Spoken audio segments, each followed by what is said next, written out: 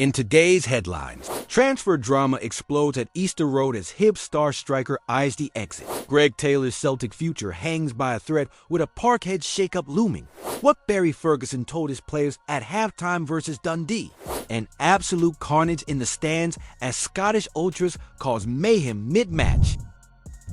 Mind, if you want daily updates on our football, make sure you're subscribed to the channel, alright? Right then, pull up a chair and let's get into this. Because things are heating up at Easter Road, and not just on the pitch. Vente, the Hibs striker who cost the club close to £1 million last summer, has basically packed his bags already, and he hasn't even left the house yet. After a solid run at Zwolle, where he's found the net 12 times this season, the Dutchman's made it pretty clear. A return to Edinburgh? Not exactly top of his bucket list, he said, and I quote, "Hibernian are a great club.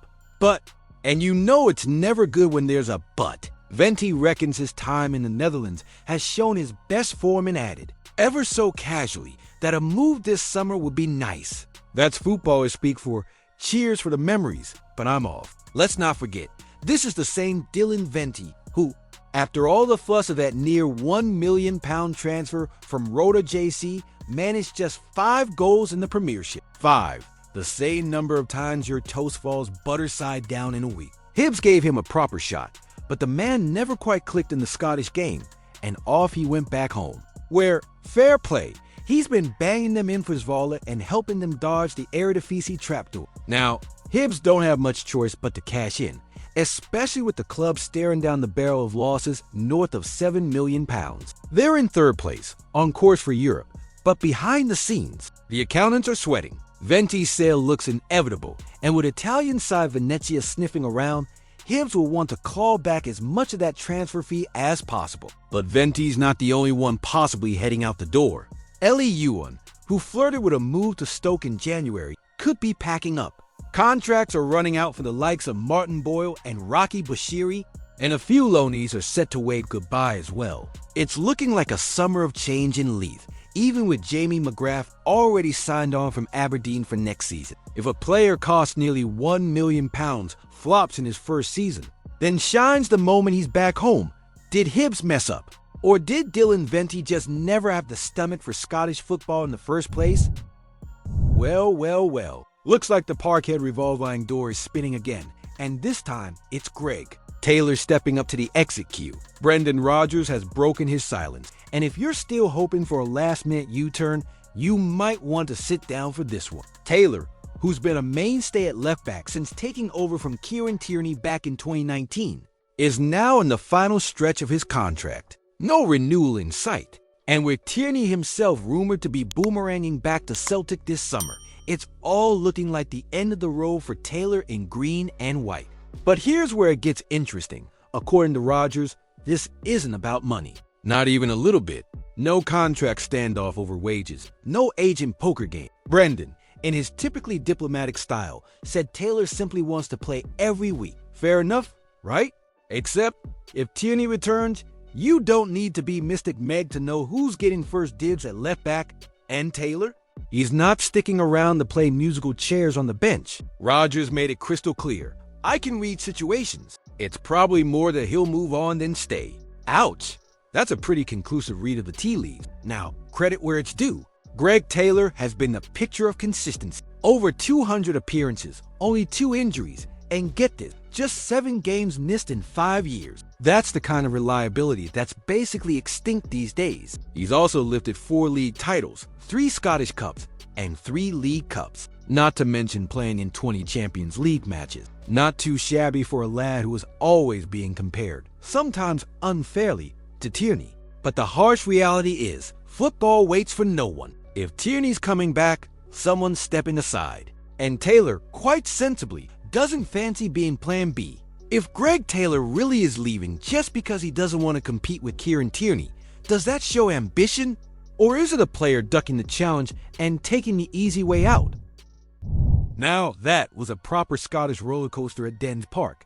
If your blood pressure survived that one, you're built different. Rangers went in at halftime losing 2-1 to Dundee. Yes, Dundee. Simon Murray doing what he does best, Joe Shaughnessy accidentally chipping in, quite literally, with an own goal to keep things interesting. And let's not forget, the Light Blues only managed to claw one back because Dundee helped them out. Things were looking shaky, and fans were probably sharpening their tweets. But step forward Barry Ferguson, caretaker boss, former midfield pitbull, and clearly still got that dressing room aura. Now, according to Serial Dessers, everyone expected the halftime team talk to be lively, maybe even explosive. And you wouldn't blame Barry if he went full hairdryer mode. But apparently he played it cool. Guys, we're still in the game, he told them. Still 45 minutes to play. Calm, controlled, possibly clenching his fist behind his back, but he kept the lid on it. Good thing too, because not long after the restart, Rangers went 3-1 down. And at that point, you're thinking surely not. But from somewhere, maybe from that halftime talk, maybe from sheer panic, they dug deep and flipped the script. A 4-3 win. Chaos, relief, and probably a few damaged seats in the away end. Now Dessers, the man had 12 shots. 12! That's not a striker. That's a one-man siege engine. For most of the match, he looked cursed. Everything but the net. Then, in stoppage time, boom, cool control. Slick little dink over Trevor Carson. Job done. He stayed focused, kept believing, and finally delivered. If Rangers need to go 3-1 down to Dundee before showing character, does that say more about their mental strength or their shocking inconsistency? Let's hear it. Are you impressed or just plain concerned? Right, this one had everything but the football, didn't it? Capillo turned into the set of a low-budget action film this weekend as things completely kicked off at halftime between Greenock Morton and Partick Thistle. It wasn't just tension on the pitch, it was flares, chants, and a full-on sprint from the ultras of the Jags, vaulting over walls like it was parkour practice, straight into the Morton home end. And we're not talking a couple of rogue punters here, we're talking around 100 Thistle fans making a dash for the cowshed section. Apparently emboldened by a momentary gap in police presence, they saw their chance and took it. Only problem?